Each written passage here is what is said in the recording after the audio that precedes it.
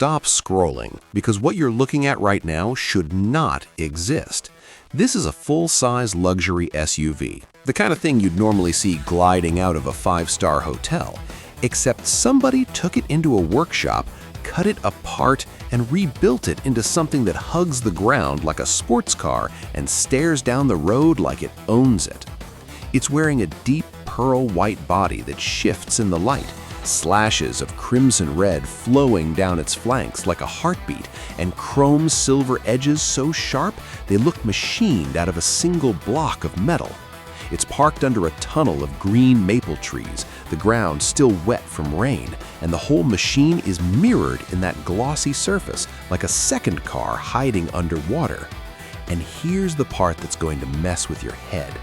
The closer you look, the harder it gets to tell whether this is a real photograph or something dreamed up by a computer. I promise you, by the end of this video, you're going to have an answer, and it's not the one you expect. So let's talk about what this actually is. Underneath all of it, this started life as a luxury full-size SUV, 3 rows, heavy, tall, built for comfort and quiet motorway miles. The factory version is elegant, sure, but it's polite, it blends in. Whoever built this one had zero interest in blending in. They kept the bones of that luxury platform, the long wheelbase, the commanding cabin, the upright presence, and then they went to war with everything that made it ordinary. The first thing that hits you isn't a noise or a feature, it's the stance. This thing sits low, properly low. The body has been dropped over a set of forged wheels so big they fill the arches completely, and the whole silhouette has been stretched wide. Your eye doesn't know where to land first, and that's exactly the point. Let's break down the exterior, because this is where the build earns its name. The headline transformation is the wide body. The fenders have been pulled out, front and rear, with bolted-on overfenders that flare aggressively past the original body line, giving this SUV a wheel track that looks almost cartoonishly wide in the best possible way. But unlike a lot of wide-body jobs that look bolted together and rough, this one has been blended and sculpted so the flares look like they grew out of the metal. Every panel has been worked. There are hard creases running down the doors, chamfered edges catching the light, a layered look to the side skirts, and recessed sections in the lower body that add depth and shadow. It reads like a sculpted machine, not a softened blob. And right through the middle of all that surfacing flows the crimson, not a full red paint job, but a deliberate stream of color that traces the shoulder line and dives into the lower body, breaking up the pearl white and giving the whole thing motion even when it's standing still. Now, this is a clean build, and I want to be clear about what that means because it's a big part of why it works. They did not give this thing a monster face. There are no fangs, no snarling grille, no horns. The front end is kept elegant and almost factory correct, a bold but clean grille finished in gloss black mesh, flanked by a pair of slim, sharp LED headlights that look like they're squinting just slightly. It's menacing, but it's menacing the way a tailored suit is menacing. The aggression comes from the proportions and the stance, not from gimmicks. Below the grille, there's a deep front bumper with a real splitter, side intakes that actually look functional, and crisp chrome detailing that frames the whole face. The result is a front end that says expensive and serious rather than Halloween costume. And honestly, that restraint is what pushes it from a meme build into a genuine show car. Around the back, it's just as considered. The rear gets its own diffuser-style lower section, a subtle roof spoiler that finishes the roofline, and taillights that glow with a thin, modern signature when the LEDs come alive. The crimson accent wraps around and ties the rest of the body in, so nothing feels disconnected. And then there's the paint itself. Pearl white sounds simple, but pearl white done right is anything but. Under the soft, overcast light of that maple tunnel, the body shifts between cool white and warm cream depending on the angle, with a fine metallic flake catching the light and a clear coat so deep you can see the trees reflected and bending across the doors. The crimson has that candy-like depth, glowing from within rather than sitting flat on the surface, and the chrome silver trim is mirror bright, picking out every edge and crease. 3 colors blended into one cohesive look, and not a single flat panel. Let me get into the details and the craft, because this is where you separate a real build from a sticker job. Look at the wheels. These are forged, deep concave monsters, enormous diameter, multi-spoke faces that step back into the barrel, finished to match the body with chrome lips and dark spoke centers, sitting over oversized brake discs and bright crimson calipers that peek through the spokes. The tires are stretched and low profile, hugging those rims with just enough sidewall to look planted. The tread and rubber texture clearly real, not some smooth plastic donut. Moving closer and the detailed density just keeps going. There are exposed fasteners on the overfenders, fine mesh behind the intakes, carbon weave inserts on the splitter and mirror caps, piano black trim around the glass, and anodized metal accents that catch the light at the edges. The build quality is the story here. Panel gaps are tight, the flares line up, the transitions between pearl white, crimson, and chrome are razor sharp, with no overspray, no bleed. Somebody spent serious hours wet sanding and buffing this thing, and you can feel it. This is the kind of craftsmanship that makes you lean toward the screen and whisper, "Okay, that's real." And that brings me back to the question I opened with. Is this real or is it a render? Here's the honest answer.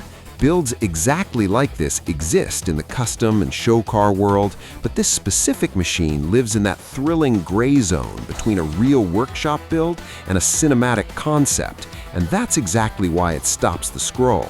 The proportions are exaggerated past what a factory would ever sign off on. The finish is flawless past what daily driving would allow, and the setting is staged like a film. It's the dream version of a real thing.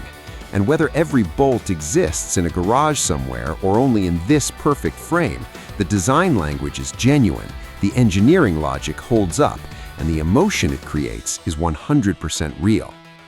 Now imagine this thing actually moving, because a build like this isn't meant to just sit pretty. Picture it rolling out of that maple tunnel, the LED underglow throwing a soft halo onto the wet ground beneath it, those huge wheels turning slow and deliberate.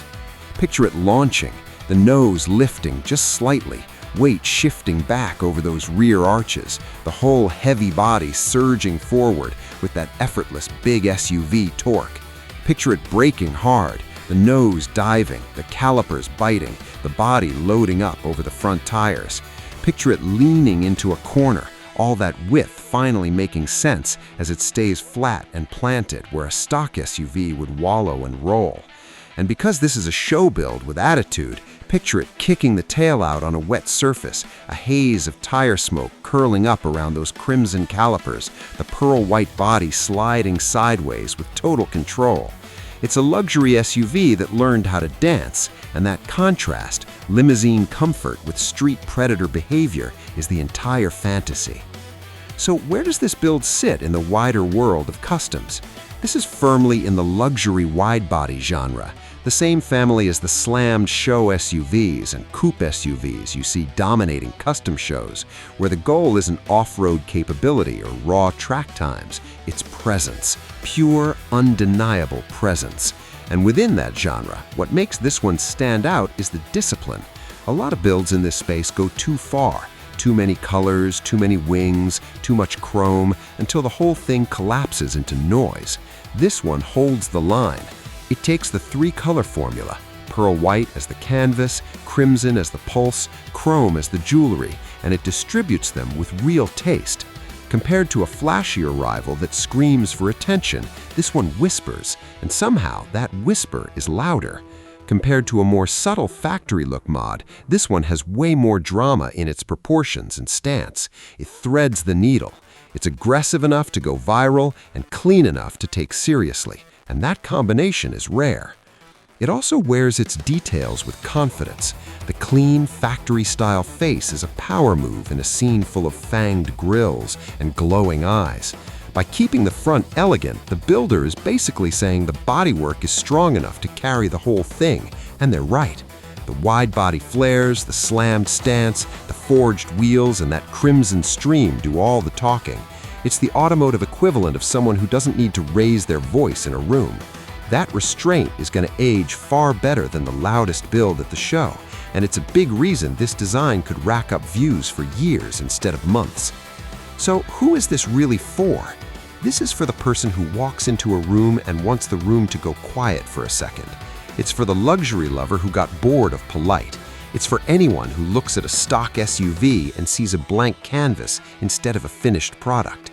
It's not a daily driver compromise, and it was never trying to be. It's a statement, a piece of rolling art, a fantasy you can almost reach out and touch. My verdict? This is one of the cleanest expressions of the luxury wide-body genre you'll see, precisely because it knows when to stop. The pearl white crimson chrome combination is timeless, the stance is perfect, and the choice to keep the face clean is what elevates it from a stunt into a design. If I'm scoring it on impact, craft, and that all-important scroll-stopping power, this one is right at the top of the pile. If this build did something to you, if it made you stare a little longer than you meant to, do me a favor and let me know with a like, because it genuinely helps more people find these reveals. Drop a comment telling me whether you'd actually roll up in this, or whether the clean luxury wide-body look isn't extreme enough for you. I read every single one. And if jaw-dropping custom and concept vehicles are your thing, you're in exactly the right place. So that's the full breakdown. Would you roll up in this build, or is it a step too far? Tell me in the comments. I read every one.